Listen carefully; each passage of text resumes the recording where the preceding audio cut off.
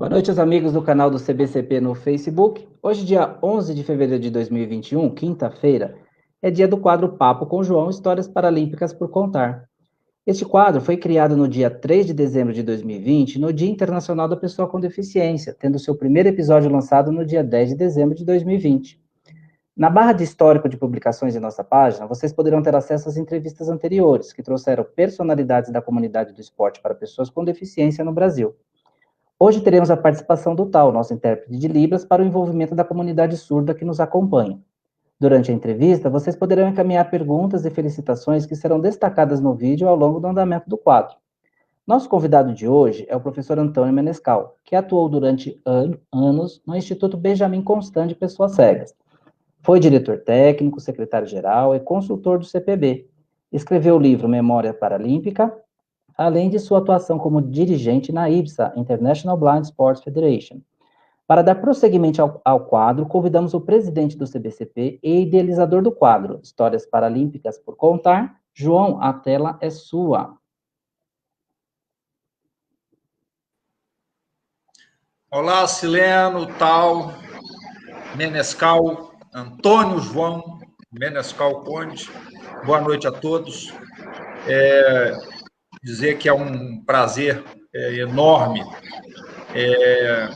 falar com uma personalidade como Antônio João Menescal Conde, que tem uma vasta, larga experiência no esporte de pessoas com deficiência, uma contribuição inestimável. E, Menesca, eu queria lhe pedir, não vou me atrever assim, a te apresentar mais profundamente, queria lhe pedir que você, então, fizesse uma apresentação aí para aqueles que nos veem aqui pelo canal do Facebook do Comitê Brasileiro de Clubes Paralímpicos. Com você, a palavra. Boa noite a todos. Primeiramente, gostaria de agradecer o convite, dizer que para mim é uma honra e um prazer estar participando. Aproveitar a oportunidade de não esquecer de mandar um abraço e um beijo para o Gustavo, pelo dia de hoje, e para toda a família. Meu nome é Antônio Menescal, eu sou professor de Educação Física, fui professor por 30 anos do Instituto Benjamin Constant. Minha participação no esporte paralímpico sempre se deu na área de gestão do esporte, na antiga BDC, depois CBDC, no Comitê Paralímpico. A única exceção foi um curto período que eu fui técnico de basquete em cadeira de rodas da SADEF e da Seleção Brasileira de Basquete em cadeira de rodas. Em síntese, para não perdermos muito tempo, é isso. Ô, Menesca, como é que você chega lá no Benjamin Constant? Para a gente resgatar um pouco dessa história e a importância do Benjamin Constant, não somente para a pessoa cega, mas para os povos cegos no Brasil. Bom, vamos lá. Eu cheguei através de um concurso público. Eu fiz educação física para ser técnico de basquete, né? Me descobri como professor na faculdade. Um concurso público, em 1979, eu fiz esse concurso, fui aprovado, e isso colocou um viés na minha vida para a área da pessoa cega e da pessoa com deficiência de uma maneira geral. E isso foi minha dedicação até hoje.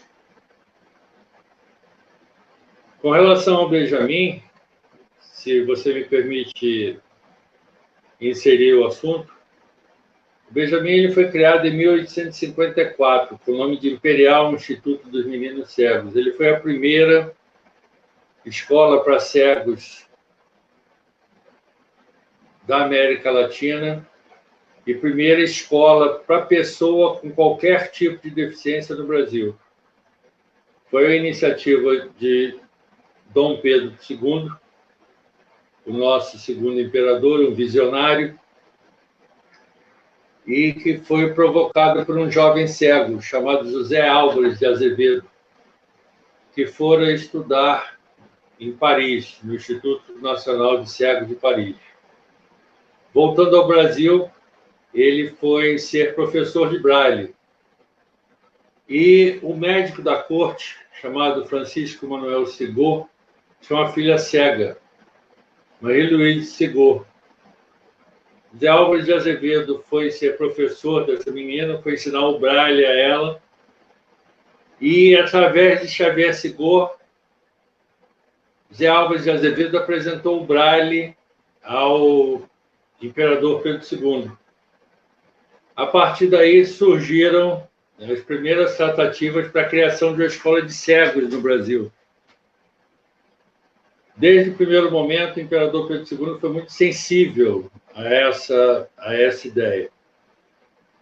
José Álvares de Azevedo, infelizmente, faleceu antes da instalação do Instituto do então Imperial Instituto dos Meninos Cegos, que se deu em 17 de setembro de 1854.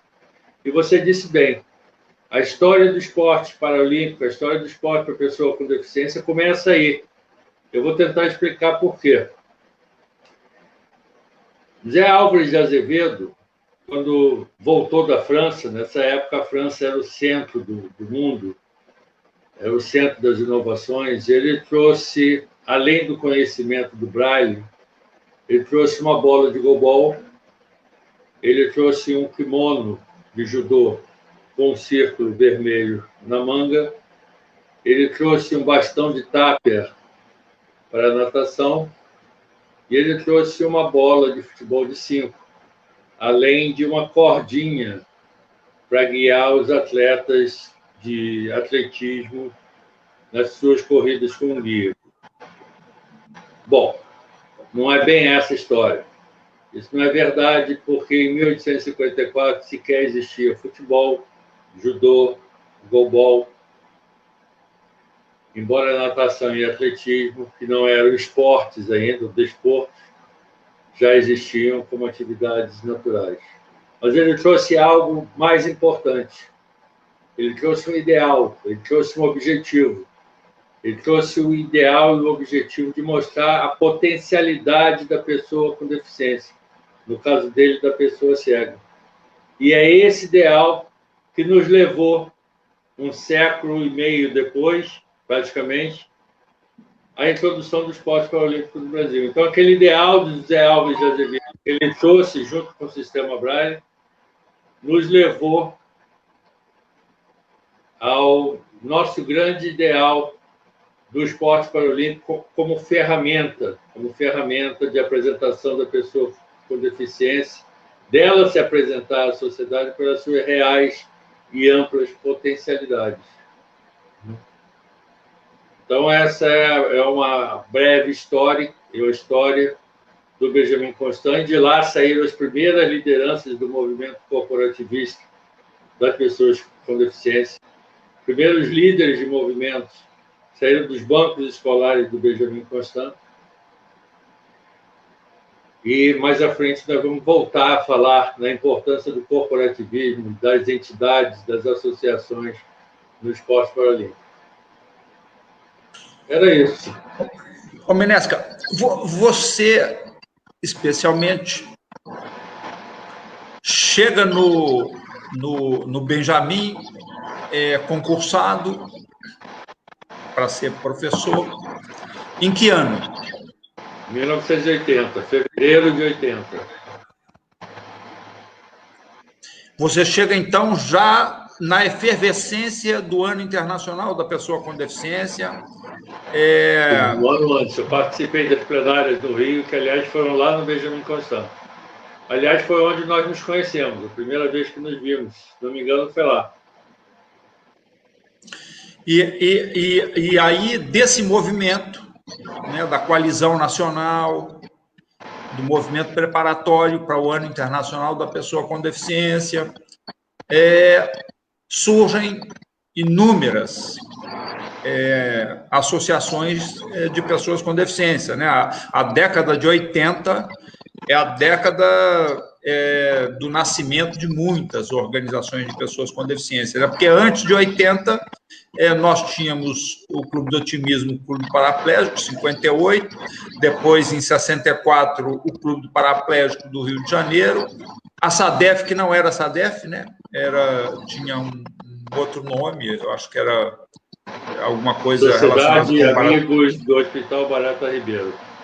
Sociedade Amigos do Hospital Barata Ribeiro. Aí também surge a ADM lá em Pernambuco. Surge a ADM lá em Pernambuco, a ARPA lá no Rio Grande do Sul. Depois o Clã, a BBR, já no final da década de 70, mas a década de 80 é aquela que vai marcar uma diferenciação aí, não somente no movimento de luta das pessoas com deficiência, mas no movimento de esporte. João, como é que era nesse momento aí, Menesca? Então, deixa eu, se você me permite, discordar um pouquinho. A década mais rica foi a década de 70, nesse sentido. A maior parte das entidades, das associações de pessoas com deficiência no Brasil, elas datam da década de 70. Inclusive a própria coalizão, que foi uma tentativa de unir todo o movimento político reivindicatório por seus direitos, todas as áreas de deficiência numa só entidade, que chamava coalizão. Isso, em síntese, não deu muito certo. Mas, a partir da década de 70, com o movimento de luta, com os preparativos, porque nós tivemos, ainda na década de 70, as reuniões preparatórias nos estados, nas regiões, surgem essas diversas entidades como entidades de luta. Advindo dessa união, dessa união de pessoas com determinada deficiência em diversas atividades, surge dentro dessas atividades a demanda pela prática esportiva. Então, o movimento de luta aglutinou as pessoas com deficiência e o esporte potencializou esse movimento. Aí entramos na década de 80, com 81, foi o Ano Internacional da Pessoa com Deficiência, mas eu acredito, historicamente, pelo que eu pesquisei, a década de 70 foi mais rica nesse sentido. Mas eu gostaria de voltar um pouquinho lá para 1957, para falar dos panjetes, né, e da sua importância no esporte paralímpico propriamente dito. Posso? Claro. A palavra está contigo. Então, a história está contigo. Em 1957, uma equipe de basquete cadeira de rodas, chamada Panjet, formado por funcionários com deficiência física e usuários de cadeira de rodas da empresa de aviação americana Panam, a grande Panam na época, veio fazer uma excursão no Brasil. Eles jogaram em São Paulo, com o grupo do Sérgio Serafim Delgrande, e no Rio de Janeiro, o grupo do Robson Sampaio. Nessa exibição, no livro tem recortes de jornais da época, porque eu pesquisei e achei isso no grupo, que contam essa história. E dizem que essa participação não se limitou somente ao basquete em si. Eles fizeram exibição de arremesso do dardo, lançamento do dardo, e fizeram exibição de tênis de mesa também, né? Esse foi o primeiro passo. Um detalhe nessa época, tem fotos na reportagem do Globo, isso é de 1957, ainda não existiam nem o Clube do Paraplégico, nem o Clube do Otimismo no Rio de Janeiro. Mas a equipe aqui do Rio, a foto, tem o Robson como capitão, cumprimentando o capitão da equipe americana, e o Robson já com a camiseta do Clube do Otimismo.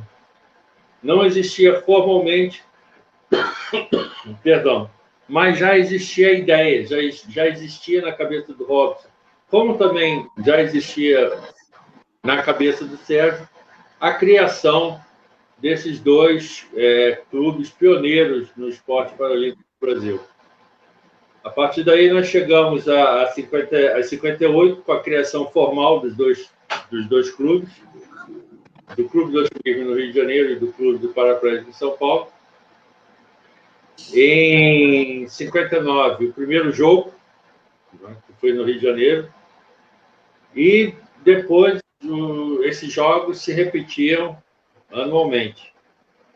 Os dois clubes, antes mesmo da criação da SADEF e do Clube do Paraplégico do Rio de Janeiro em 64, eles já aglutinavam pessoas com deficiência de diversos locais do Brasil que vinham aprender a jogar basquete, aprender a jogar basquetebol. E essas pessoas, quando voltavam, não só criavam as equipes, como também criavam entidades de práticas esportivas que tinham o viés da prática esportiva e do movimento de luta por direitos da pessoa com deficiência. Então, para você ver que, desde o início, o movimento de luta,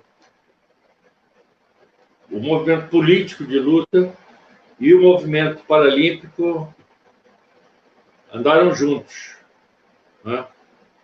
E eu acho que, embora se queira, ou não sei se é pretensão de alguém, se queira separá-los, eles estão inexoravelmente unidos. Até hoje, sempre vão estar unidos. Um fortalecendo o outro, um fazendo com que os objetivos comuns a ambos sejam alcançados. Ô, Menesca, bom, você conta aí um pedaço bom, né, da história de como se começa. Agora, os Pangetes, que era a versão americana dos Globetrotters, né, em cadeira de rodas, eles vêm ao Brasil não por acaso, né? Quer dizer, eles não chegam aqui assim do nada e dizem, ó, chegamos aqui. Eu queria que você falasse um pouco sobre isso. Então, tanto o Robson quanto o Sérgio, o Robson sofreu um acidente dele nos Estados Unidos. O Sérgio não, sofreu um acidente em um jogo de futebol no seu colégio em São Paulo. Mas o Sérgio foi fazer o seu trabalho de reabilitação nos Estados Unidos. O Robson já estava nos Estados Unidos, sofreu um acidente, ficou lá, fez o seu trabalho de reabilitação lá. E lá ambos conheceram o basquetebol e se apaixonaram, né? Então foi através de Robson e do Sérgio Serafim Delgrande que os Pangetes vieram ao Brasil, pelo que eu sei. Eu não tenho nenhuma outra informação nesse sentido. Bom. E aí nasce essa rivalidade aí entre paulistas e cariocas, né? O primeiro jogo em São Paulo, né? No Palestra, porque o Sérgio, o irmão dele, era presidente, né, do Palestra, né? O Sérgio é de uma família paulista, né? De posse, diferentemente do Robson, né? Tanto que o Sérgio se acidenta em 51, vai para os Estados Unidos em 56, né, em busca de tratamento de reabilitação, e o Robson sai de Alagoas, vem para o Rio de Janeiro e vai para os Estados Unidos em busca de oportunidade, né, de trabalho, como muitos brasileiros fazem ainda hoje. Hoje com mais dificuldade, tentando atravessar a fronteira, enfim, separando-se dos filhos, né, essas coisas todas. Mas o Robson vai para os Estados Unidos e lá se acidenta. E aí depois tem essa discussão aí, né? Quem é o primeiro? Eu acho que essa é uma discussão que não é infrutífera, né? Porque, na verdade, ambos são os pioneiros e merecem essa honraria. Exatamente isso. No Hall da Fama da Memória Paralímpica Brasileira, ambos estão juntos, ambos ocupam a mesma posição de honra. Eu gostaria de falar um pouquinho do projeto, João, para dar uma ideia geral. Eu queria que você falasse aí do Memória Paralímpica aí, porque uma iniciativa bastante boa, né? Eu acho que a gente está aqui também fazendo um pouco do resgate da memória paralímpica. Claro, é importante não só registrá-la, como divulgá-la.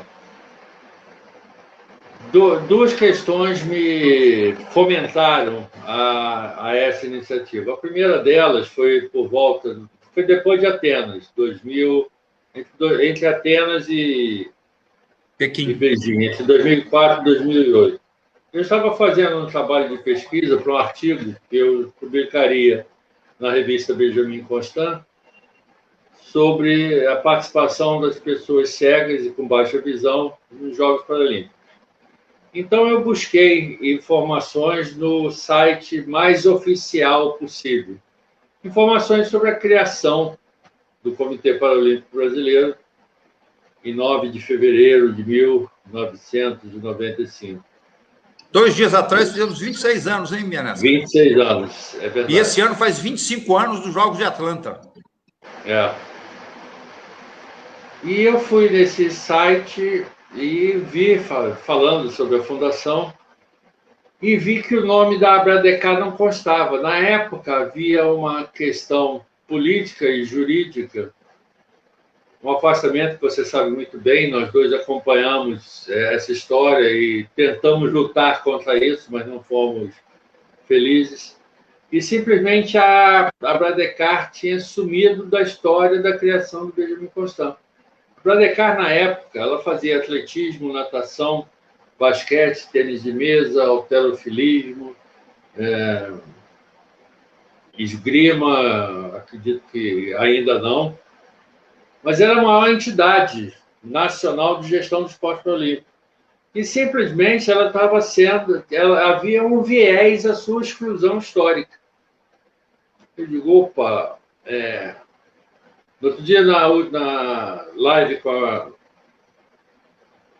com a última live.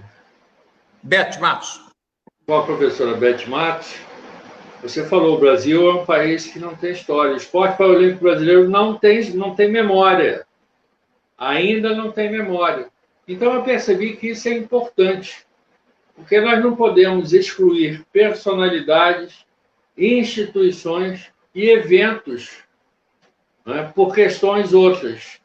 E isso foi que me deu a ideia da importância, da oportunidade e do vasto campo que eu teria nesse sentido. Então, usando uma estratégia inovadora de buscar essas informações, não são informações históricas, são memórias pessoais, logicamente, tendo subjetividade nelas, como não poderia deixar de ser, de pessoas que vivenciaram. Então, eu tive diversas pessoas que foram consultores e colaboradores, além do que eu já trazia na minha bagagem, de muito contato com o Aldo, pelas mãos de quem eu cheguei em 1983 ao esporte paralímpico. E o Aldo me passava, me ensinou muita coisa. O principal dela foi respeito às pessoas com deficiência. O Aldo é uma outra grande figura. E na medida que tiram a Abradecar do contexto histórico, ou que pretenderam tirar a Abradecar, tiraram um pouco da história de José Gomes Blanco, de Beatriz Pinto Monteiro, de Luiz Cláudio Alves Pereira, de Irajá e de Seraldo. Então, todos eles são nomes da história da Abradecar, além de tirar um pouquinho da história de milhares de eventos regionais, das regionais que havia, da estrutura regionalizada do esporte em cadeira de rodas na época, e de milhares de atletas, de muitos atletas medalhistas de ouro, prata e bronze em Jogos Olímpicos, atletas campeões mundiais nos Jogos Mundiais de Estocolmo Montevideo.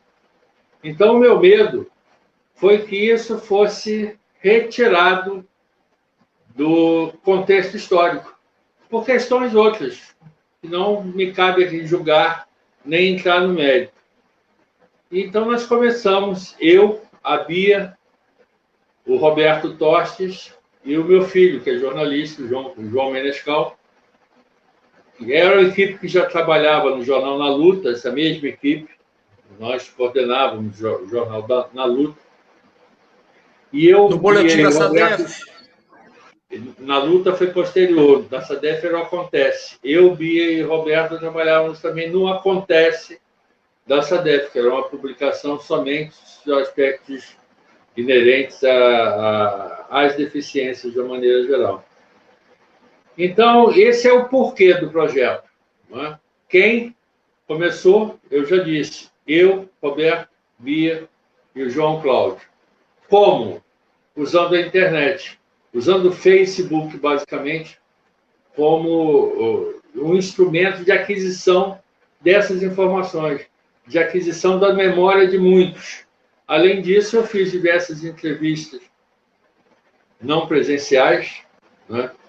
Gostaria de homenagear, talvez, a pessoa que mais informações me deu e que nós perdemos há muito pouco tempo, que foi o Celso Antônio Lima, que tem uma história marcante, tanto como atleta, como dirigente.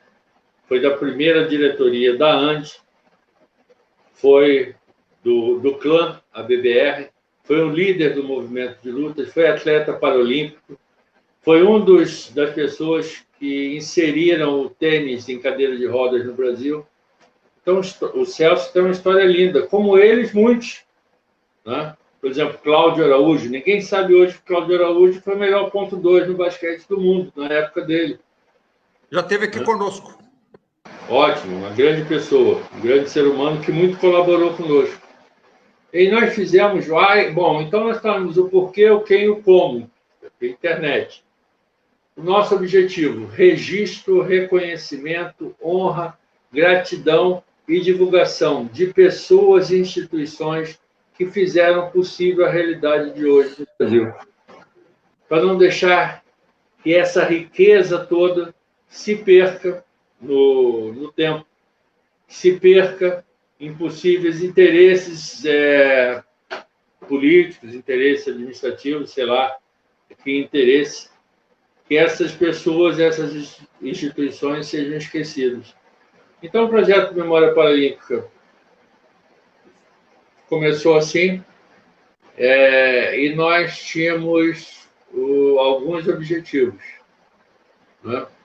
Ele foi iniciado em setembro de 2013 e com diversos colaboradores e consultores: Celso Antônio Lima, Vanilton Seratório, Cláudio Araújo, o Hélio dos Santos, Rivaldo Araújo, Pedro Américo Sobrinho, Roberto Ramos, Robertão, Alberto Martins da Costa, Paulo César de Miranda, Paulinho, Gilson Ramos, o Dorinha, você, João Batista, Wagner Xavier de Camargo, o James Jim, do Gobol, a Ádia Santos, o Leandro Ramos Santos, o Vital Severino Neto. E eu fui amealhando essas informações. O Zé Carlos Moraes, também o Zé. E isso, nós temos 3 grupos, ou um feed de notícias, que é a Memória Paralímpica, e 2 grupos no Facebook. Um é o grupo Memória Paralímpica, que eu gostaria de convidar quem não conhece a visitar, e o grupo Paralympics Today, onde eu procuro postar mais informações atuais, que não tem necessariamente um vínculo com o passado. Não tem esse objetivo. O objetivo é divulgar as ações.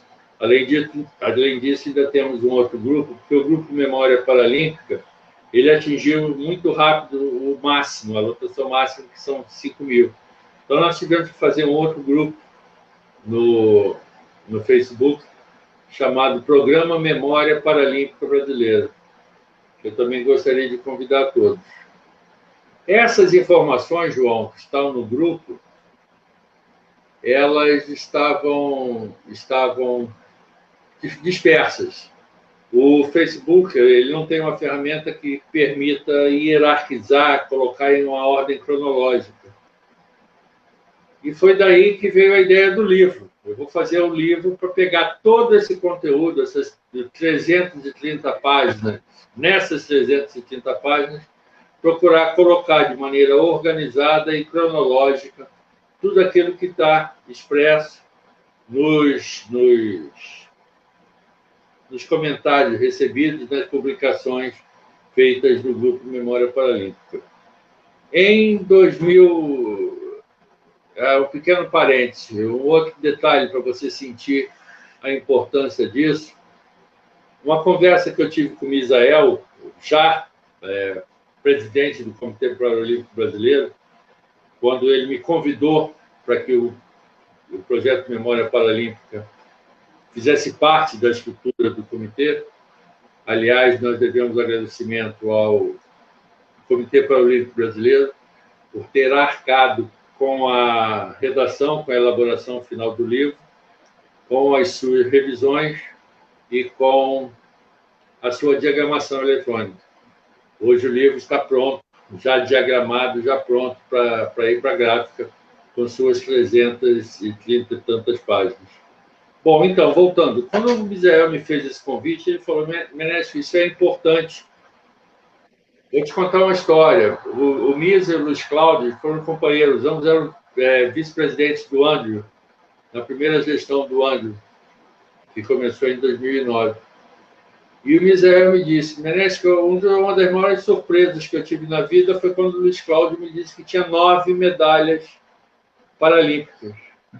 Agora você vê, um atleta paralímpico, bicampeão mundial, que já tinha sido o melhor jogador de futebol de 5 do mundo, não sabia quem era Luiz Cláudio enquanto atleta, né? E hoje em dia ninguém sabe quem foi a Mintas, ninguém sabe quem foi Maria Jussara Matos, aos 14 anos, a primeira medalhista de ouro da natação paralímpica brasileira, em Estoque Montevideo, e milhares de outros. Quem sabe quem foi Leandro, Fábio Rich, Graciano. Ô Menesca, nós temos aqui na nossa live aqui pessoas importantíssimas aí, muitas, né, que já passaram por aqui, deixando um beijo, Ieda, Dalvinha, enfim, Dr. Roberto Vital, Tânia. Um beijo a todos. Mas veja só, isso que você está falando. Eu tive a oportunidade de ler a tese da doutora Michele, que também está aqui conosco. Um beijo, Michele. E ela faz um resgate desses medalhistas anteriores à criação até 92. Até 92. E lá na tese também tem um assunto que é interessante, né? Eu particularmente não tive a oportunidade de conhecer pessoalmente Robson Sampaio. Eu conheci Sérgio Delgrande, tive inclusive a oportunidade de homenageá-lo ainda em vida aqui no Paradesportivo de 2000, juntamente com Blanco, enfim, Aldo. Eu estava lá. O Robson, no meu entendimento, era um visionário, um cara que pensava à frente. E lá na tese da Michele, ela diz: em 1965 criou-se o Comitê Paralímpico Brasileiro. O Robson teve essa iniciativa, criou o Comitê Paralímpico, elegeu diretoria, mas, para aqueles que estão aqui, o Robson ouviu, em 1965, o mesmo que eu, na condição de presidente do Comitê Paralímpico Brasileiro, viria a ouvir em 1998, quando fui discutir a questão da Lei Pelé e da inclusão do desporto paralímpico no Sistema Nacional de Desporto. E as pessoas diziam que a Carta Olímpica não permitia que 2 comitês pudessem conviver num só país. Então, é isso mesmo, né? A falta de memória, ela está relacionada também com uma certa resistência a que o esporte paralímpico pudesse se desenvolver, né? Você falou aí... primeiramente, né? Isso. Você falou aí das instituições que hoje já não existem mais, né? Quer dizer, hoje, das que criaram o Comitê Paralímpico, nós temos ainda com vida os cegos, não mais através da BDC, mas da CBDV, temos os deficientes intelectuais, que estavam lá na criação do Comitê Paralímpico, apesar de não terem se filiado naquele mesmo momento, por uma questão de que eles não tinham ainda a filiação internacional, e a ANDE, né? A Abradecar e a BDA deixaram de existir, né? A Abradecar definitivamente, e a BDA passou a ser a BDF, né? E esse episódio da Abradecar, eu, depois de 2001, quando o desporto paralímpico começa a ter muito dinheiro, recursos, né, para fazer fomento, para fazer as coisas todas, levar delegações às Paralimpíadas, eu acho que isso também incentivou um pouco as entidades nacionais a ousarem um pouco, né? Assim, a buscarem fazer aquilo que, às vezes, não sei se estaria ao alcance de suas mãos ou não, né? Tanto é que a gente teve problema com a Abradecar em 2005, nos Jogos Mundiais, em cadeira de rodas, né? Da IOAS, aqui. Tivemos problema com a CBDC, né? Já era CBDC, com os Jogos Mundiais da IBSA. Tivemos 2007. problema... 2007. Tivemos problema também com a própria ANDE no Mundial de Bocha, né? Mas que conseguiu aí se salvar. Enfim, então são coisas que fazem parte aí da nossa história, né? Então, João...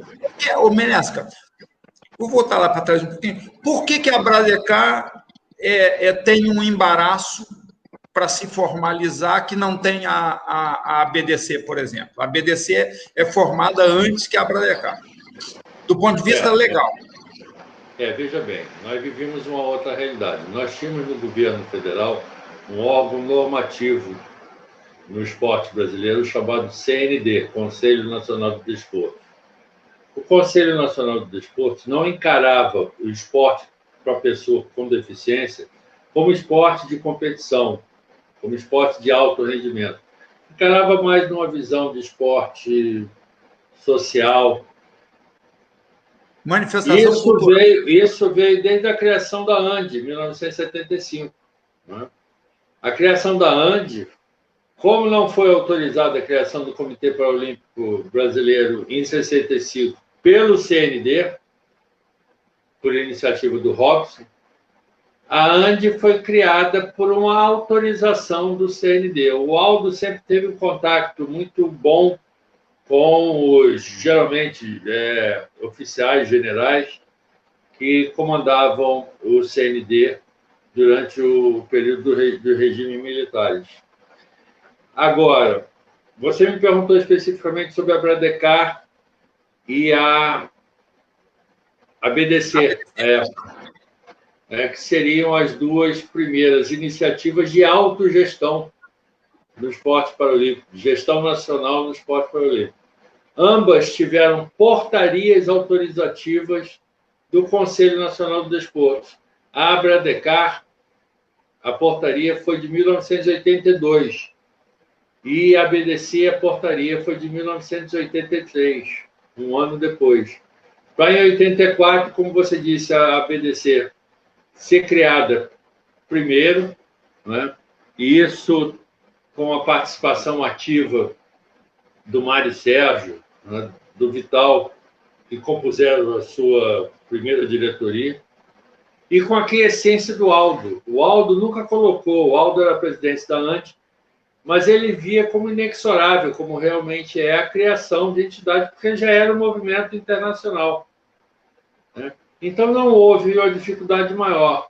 O que pode ter havido é uma dificuldade maior, como era um grupamento muito maior, naquela época do esporte em cadeira de rodas, dificuldades políticas de se chegar a um acordo, a uma formatação ideal. Mas o CND autorizou antes a criação da Abradecar e depois autorizou a criação da BDC. O problema que você teve já não foi com o CND, porque a Constituição de 1988 deu liberdade de organização. O seu problema já foi com o Comitê Olímpico Brasileiro, porque naquela época não se permitia, o comitê era só o olímpico, né? Ao contrário de hoje, porque os dois movimentos andam lado a lado, como tem que andar. Aliás, como a origem da palavra, paralímpico, caminhando junto, né? Junto ao movimento olímpico. Então, não houve uma dificuldade maior que não essa do próprio movimento de esporte em cadeira de roda, e o movimento de cegos era menor. Eu tive a oportunidade de participar, de coordenar, juntamente com o professor Carmelino Souza Vieira, os últimos Jogos Brasileiros para Cegos, pela ANDE ainda. Foi aí que eu entrei no movimento paralímpico, em 1983. Ali já havia o burburinho da criação da BDC, que foi criada em fevereiro de 84. Então, o movimento de cegos já vinha 2 ou 3 anos trabalhando essa questão. Nesse aspecto, é importante colocar essas questões históricas do embarreiramento, de não encarar o esporte paralímpico, primeiro como esporte, porque fugia de um princípio eugênico, de mens sana in corpore sano, e muito menos como esporte competitivo e de alto rendimento, como é hoje. Não é? Isso, a Bradecar, a ABDC,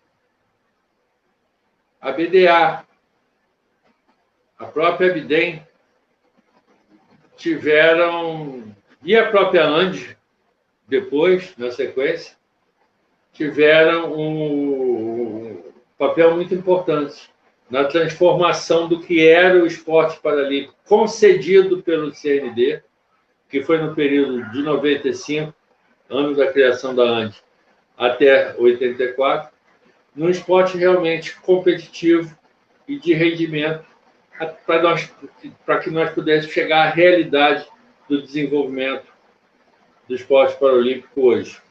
Eu queria falar um pouquinho da criação da ANDE, só para não deixar passar essa questão, porque é fundamental. Em 1969, o Brasil participou dos primeiros Jogos Pan-Americanos em cadeira de rodas. Isso foi o segundo jogo. O primeiro foi o Winnipeg, o Brasil não foi. O segundo foi Peru. Oi? Em Lima, no Peru. Não, Lima foi em 73. 73. 69 foi em Buenos Aires. Buenos Aires, O Brasil fez a primeira participação e o que acontecia? Como tinham duas grandes correntes, ainda não havia ANDE, não havia Bradecar, não havia nada disso, não havia uma entidade nacional que congregasse. Ia um grupo de São Paulo e um grupo do Rio. Alguns dizem, não, mas iam ir lá e resolviam. Não. Quando eles iam, já iam resolvidos, eles já conversavam aqui, já escolhiam as equipes, já escolhiam os atletas. Chegava lá uma delegação só. Mas faltava uma entidade nacional para ser a interlocutora com a Organização Pan-Americana, com o ICC, posteriormente com o IPC. E em 1975, depois de passar por uma grande delegação brasileira nos terceiros Jogos em Lima, em 1973, o livro tem muitas fotos e muitos relatos disso, graças ao Robertão, que me cedeu diversas fotos dessa época. E nós vemos o Robson, Sérgio, Zé Maria, na primeira fileira da nossa delegação no desfile de abertura. Passamos de Lima, chegamos ao México. No México, o Brasil apresenta sua candidatura para a realização dos Jogos de 1978, os quartos Jogos Pan-Americanos de cadeira de roda. A Organização Pan-Americana diz, opa, mas nós temos que ter um interlocutor único. Nós não podemos ficar conversando com o grupo de São Paulo e o grupo do Rio.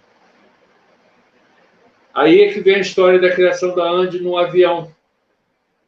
Porque na volta do México para o Rio, eles já articulam, inclusive nomeiam informalmente a primeira diretoria, sob a presidência do Robson, com a participação do Celso, Antônio Lima, do Blanco, do Aldo.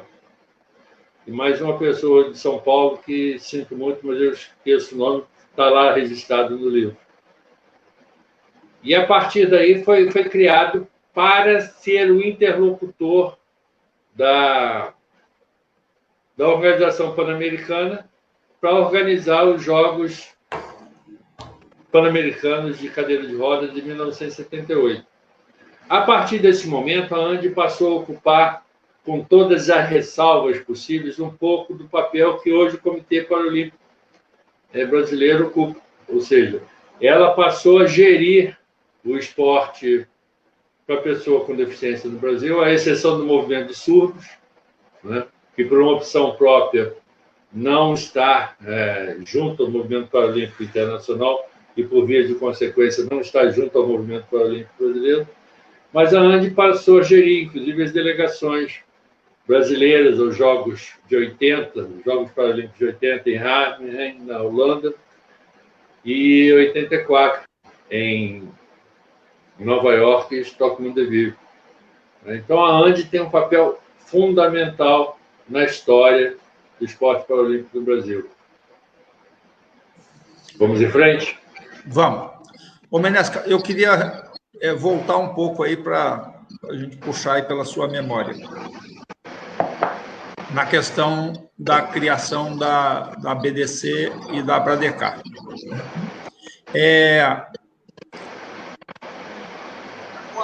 O CND, Michele mandando um beijo para você aí. O CND exige da Abradecar a criação das regionais. Essa exigência eu não acompanhei o início do movimento de cegos. Essa exigência foi feita também à BDC. A BDC também teve que criar suas regionais para poder ter o reconhecimento? João, pelo que chegou a mim, não foi bem assim.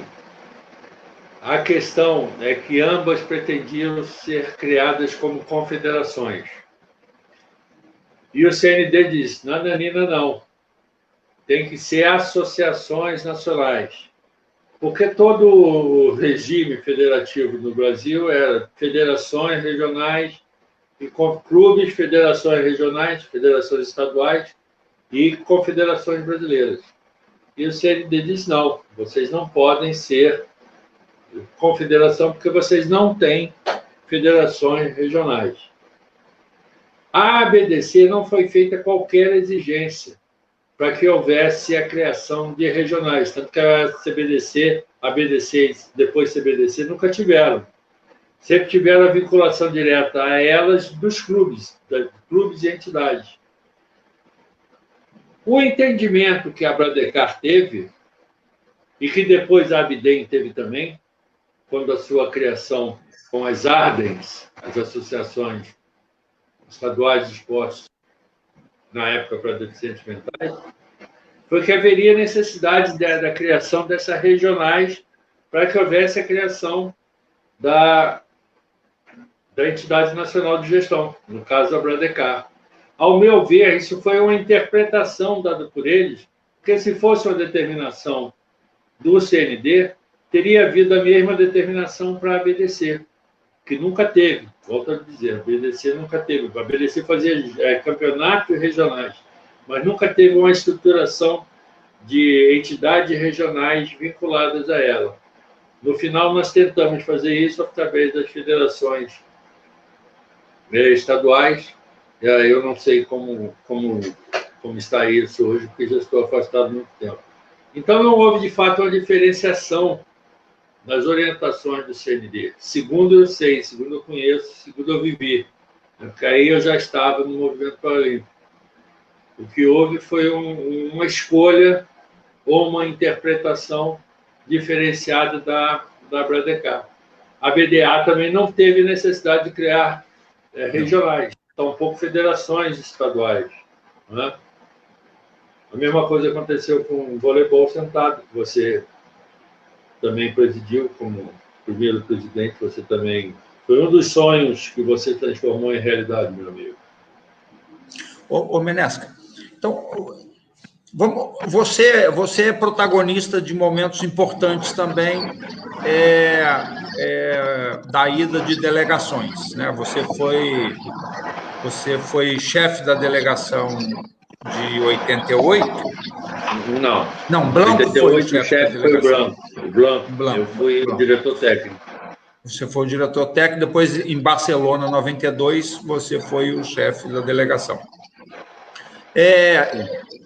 Como é que era isso aí? Pois é. É uma questão, quem vê hoje em dia, com a estruturação que a delegação brasileira sai daqui para ir para os Jogos Paralímpicos, e quem vivenciou aquela época não tem termos de comparação. Tá? Nós não tínhamos estrutura quase nenhuma, os recursos eram limitados, embora nós não possamos reclamar de ações governamentais, tanto em 88, com Tereza Costa do Amaral, através da CORD, como em 92, com Bernard Hagman, então secretário nacional do Desporto da Presidência da República. Eles nos apoiaram em tudo que foi possível, mas a estrutura era mínima. Nós íamos com um médico, às vezes o médico ocupava também a função de classificador, ou seja, não conseguia atender nenhuma das duas funções. Nós não tínhamos nenhuma pessoa de apoio, tá? Então, não tínhamos o quadro de fisioterapeuta, nenhuma das duas delegações, nós tínhamos massoterapeuta, fisioterapeuta nós não tínhamos. Então, a estrutura que se tem hoje, eu tive a oportunidade, depois de não na delegação, mas de participar em Atenas. Eu não estive em Atlanta e Sydney, estive em Atenas, depois de Beijing, né? Tive uma outra, e depois no Rio como espectador. Tive uma outra experiência também em Turino, com os Jogos Paralímpicos de Inverno, mas isso nós não tínhamos ainda delegação brasileira fazendo esportes de inverno. E a estrutura hoje é totalmente diferente. Hoje você tem estrutura, antigamente você não tinha. E isso começou, não porque eu tenha vivenciado, João, mas pelo meu acompanhamento histórico, começou contigo. De uma maneira ainda está em Atlanta, e de uma maneira mais consolidada a partir de Sydney. E depois teve prosseguimento, e cada vez mais ampliado na gestão militar, na gestão do ano, porque aí nós tínhamos recursos advindos da lei Agnello Piva. Não se compara o que vivemos, não se compara a mídia, você tanto se bateu, a importância da mídia. A repercussão na mídia que nós tivemos das nossas 27 medalhas conquistadas em Seul, com a repercussão, por exemplo, que tivemos em Sydney, que tivemos em Atenas, que foi o grande boom, né? Então, era uma outra realidade, não se tem comparação. Ô, Menesca, então, criava-se a comissão, né? A Comissão Paralímpica Brasileira, para preparar as delegações. Né? Sim. Isso em 88 e 92 também. Portarias interministeriais. Em 88 foi uma portaria interministerial entre a CORD, que era o órgão da Presidência da República, com o Ministério da Educação, que tinha ainda na sua estrutura a sede MEC, a Secretaria de Educação Física e Desporto do MEC, que era o órgão financiador do esporte brasileiro. O CND era o órgão normativo e autorizativo, e o órgão financiador era a CED-MEC. Foi uma portaria interministerial fomentada por Tereza, que era diretora-geral da CORD, né, Coordenadoria para a Integração da Pessoa com Deficiência, da Presidência da República, era o órgão vinculado à Presidência da República. E em 92, uma portaria do secretário nacional de esporte da Presidência da República, o Bernard Hagman, que é o Bernard do voleibol, para quem não sabe, que criou a Comissão Paralímpica Brasileira. E foi esses segmentos que levaram as delegações brasileiras a 88 e a 92. A Seul foi o marco, né? pela primeira vez, foi feita na mesma instalação dos Jogos Olímpicos, para nunca mais deixar de ser feito, para passar a ser uma obrigação. Se o comitê organizador quer fazer os Jogos Olímpicos, ele tem hoje em dia que fazer os Jogos Paralímpicos, né? E a exceção das duas primeiras, de Roma e Tóquio, onde foi inserido o termo paralímpico, né? De fato, os Jogos de Roma seriam a 9ª edição dos Jogos Mundiais de Estocolmo-Montevideo. O termo paralímpico foi inserido a partir de Tóquio. Roma e Tóquio, os jogos foram juntos, ou seja, nas mesmas instalações depois. Nos demais jogos, nós não tivemos Tel Aviv, Arnhem, Heidelberg, Toronto. Nós não tivemos Jogos Olímpicos. Jogos Olímpicos foram em outra cidade, geralmente no mesmo país, ou nem sempre no mesmo país. Por exemplo, Moscou, em 80, os Jogos foram na Holanda e Harvey. Seul foi marca. A partir de Seul, todos os Jogos Olímpicos têm também os Jogos Paralímpicos. Isso acontece também nos Jogos Olímpicos de Inverno e nos Jogos Paralímpicos de Inverno. Ô, Menesca, bom, não sei se você se lembra, não, mas você sabe que a delegação, para falar de dificuldade, né? A delegação de 92 só viajou porque a Ambev pagou as passagens. Eu soube dessa história recentemente. Pagou as passagens da delegação inteira, porque a Varig não levava sem antes receber. Não, aliás, isso era uma tradição no esporte de pessoa com deficiência. Hotel, companhia aérea, era tudo antes. Paga agora para poder ir depois, né?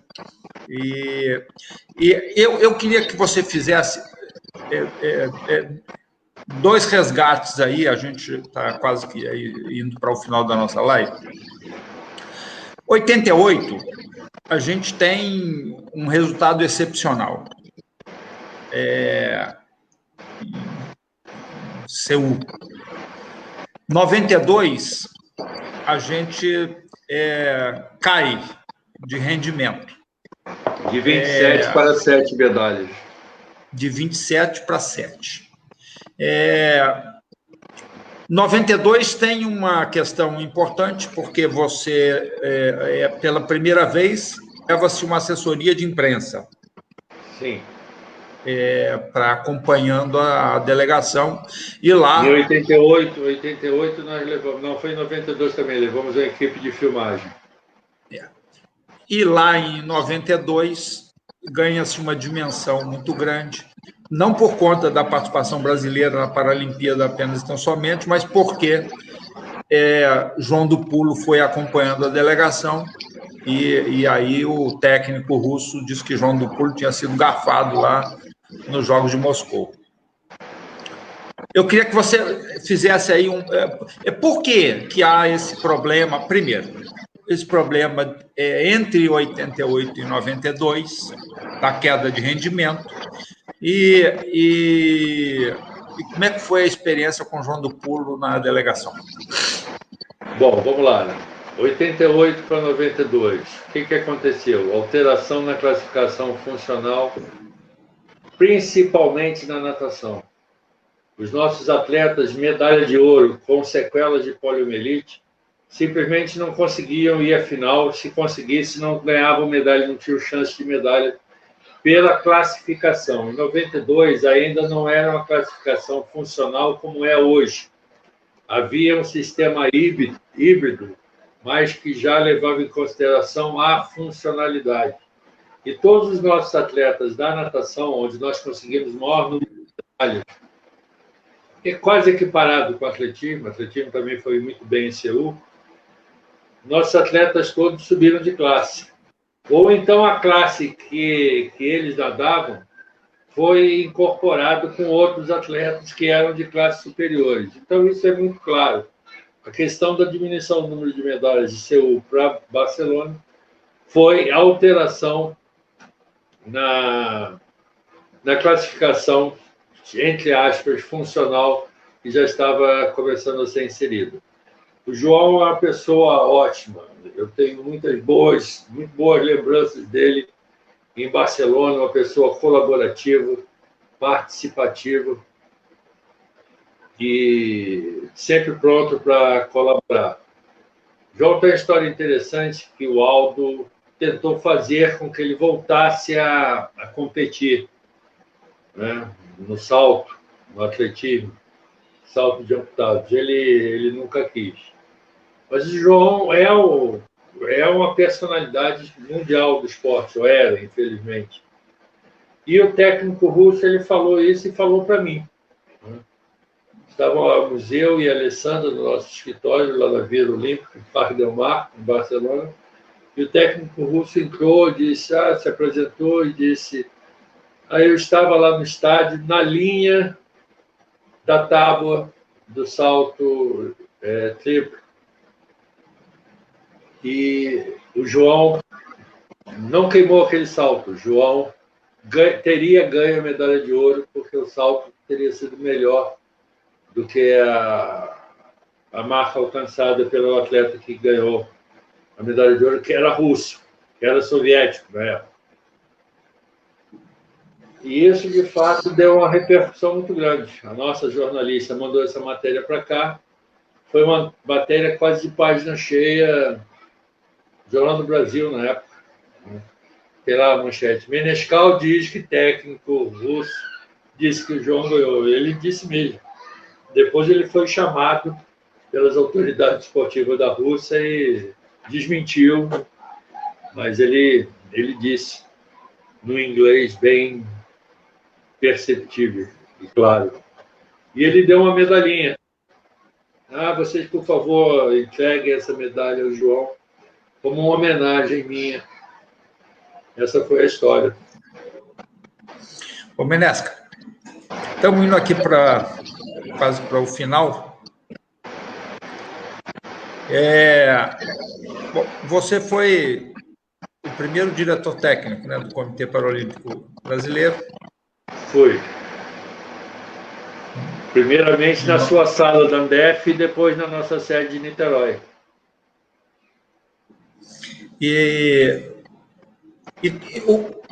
Como é que é essa coisa para você, assim, na tua visão, a chegada efetivamente do Comitê Paralímpico Brasileiro no cenário nacional? É importantíssimo, fundamental, né? Um aspecto principal naquela época, onde não havia dinheiro, onde não havia recurso, onde o comitê não podia repassar nada, foi a normatização. Foi nós criarmos uma política para que o esporte paralímpico pudesse se desenvolver. E na área técnica, por iniciativa minha e aquiescência tua, nós criamos uma estrutura por modalidade. Não sei se você está lembrado. Eu cheguei a São Paulo, fiz uma reunião com os técnicos de São Paulo e nós dividimos. Cada modalidade teria um coordenador e um técnico principal. Se não me engano, ainda hoje persiste essa organização do comitê. E isso foi instalado, se não me engano, em 96. Logicamente que na época nós não tínhamos dinheiro para pagar ninguém, né? Nós não tínhamos dinheiro nenhum. Nós contávamos com o apoio da Andef para que o comitê pudesse ter uma estrutura mínima de funcionamento. Aí nós tínhamos Pelé também, né? Oi? Nós tínhamos Pelé também. Nós tínhamos o Pelé, mas o Pelé entrou um pouquinho depois. O Pelé entrou já nos preparativos para Atlanta em 96. Né? Não, o Pelé é ministro de Fernando Henrique. Eu tive a primeira conversa com o Pelé em 18 de abril de 95. Em 95, comitê recém-criado. Né? Foi fundamental. Sem dúvida, é uma figura mundial que emprestou o seu nome e a sua imagem ao esporte paralímpico. Nós, do esporte paralímpico, temos que estar gratos a ele, e ele tem que estar na memória do esporte paralímpico brasileiro com a devida ênfase da importância dele para o nosso esporte. Não foi a Olimpíada, foi a Paralimpíada.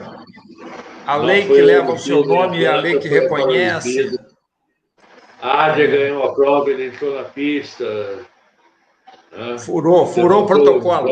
Mas É. ele podia tudo. Pelé era uma pessoa que podia tudo. Ele tirou só fotos, quer ir à pista? Pois não. Hein? Ele tirou fotos com a nossa equipe de futebol de 7. Foi lá para dar o pontapé inicial, Menesca. Eu tenho as fotos da nossa equipe com o Pelé formando junto. Imagina, eu não tive a oportunidade de ir a Atlanta, embora na época eu fosse diretor técnico da ABDC. Eu não me lembro bem qual foi o impedimento, não sei se foi uma operação de Cristina, mas eu não pude estar, lamentavelmente, em 96. Mas eu resgatei muito do que aconteceu em 96. De bom e de ruim, mas é sempre assim, né? Nem tudo são pétalas de rosa. Os espinhos, às vezes, eles são maiores que as pétalas. Pois é, mas fazem com que as pétalas sejam mais viçosas. Menesca. Você é filosófico demais, não? Não. Ô, Menesca, eu vou deixar a palavra contigo. Nós estamos indo aí para o final. Antes, dizer para as pessoas que estão nos vendo, semana que vem a gente vai ter aqui Teófilo Farias. O grande Theo. Grande Theo. Boas histórias também. Eu conto com vocês todos aí para a próxima semana.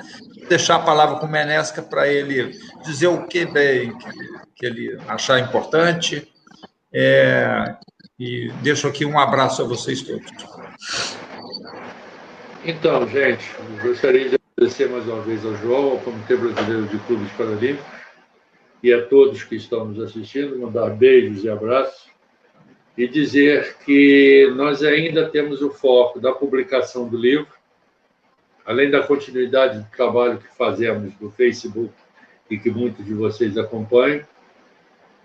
Temos a intenção de institucionalizar o Hall da Fama da Memória Paralímpica Brasileira, onde ressaltamos aquelas personalidades de maior destaque na história do movimento paralímpico brasileiro.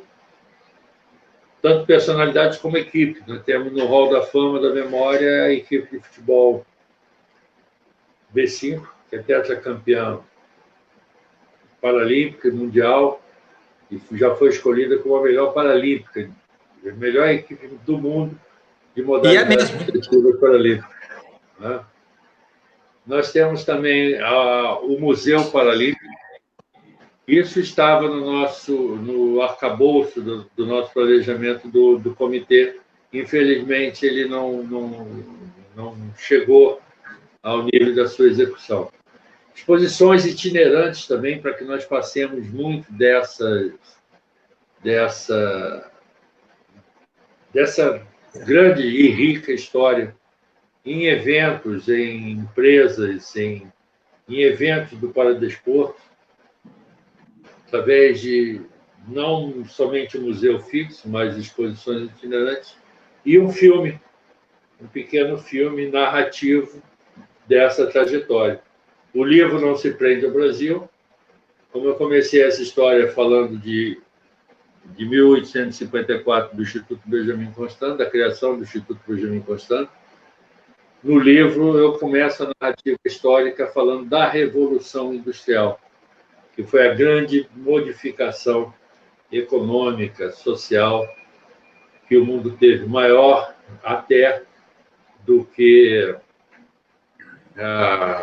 2 séculos depois a criação da internet. Então, a Revolução Industrial marcou o início do movimento paralímpico internacional, porque deu base aos movimentos reivindicatórios, ao movimento associativista, e a atenção às pessoas com deficiência também, já que as suas famílias estavam envolvidas no grande esforço do proletariado nos meios de produção.